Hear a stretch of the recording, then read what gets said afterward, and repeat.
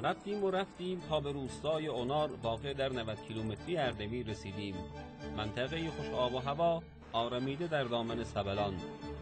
جعفر آقا راهنمای ما بود برای آشنا شدن با پیر هنرمندی که کارگاه محقرش اگرچه رونق چندانی نداشت ولی مملو از عشق و صفا بود.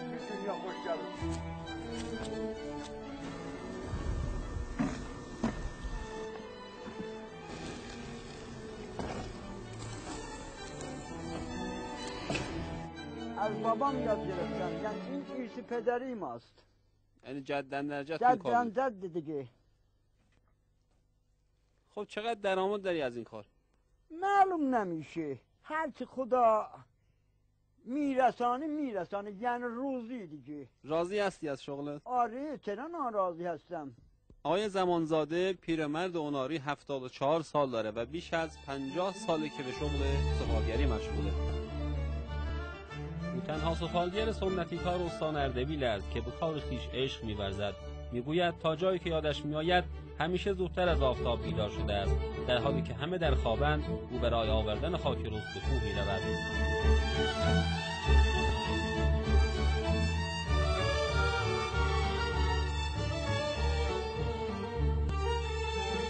چیا درست میکنی از خاک، از گل؟ هر چیزی تو میخواست. مثلا؟ خمره و کوزه ترشی و نمیدونم دیزی و گلدش و. حاج آقا این وسایل درست میکنی خودتون استفاده میکنی ازش؟ آره، چرا استفاده نمیکنیم؟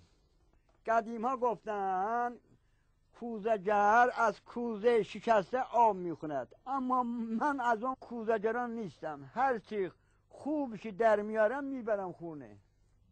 حرفهایش به دلم نشست. از آرزویش پرسیدم. گفت آرزویم فقط از خودم میخواهم، فقط در اون دنیا به فریاد من برسه. یعنی اون آتشی که میبینم، اون آتش خودم که میسوزنم میبینم. من توان ندارم برم جهنم، فقط آرزوی من اینه، بغیر از این آرزوی من. پیرمرد سفالگر از مسئولان گله‌مند بود، چرا که قول داده بودند در روستایشان کارگاه مجهزتر برای او بسازند، ولی به قول خود عمل نکرده بودند. یا اخی، آب که برمغان رسول.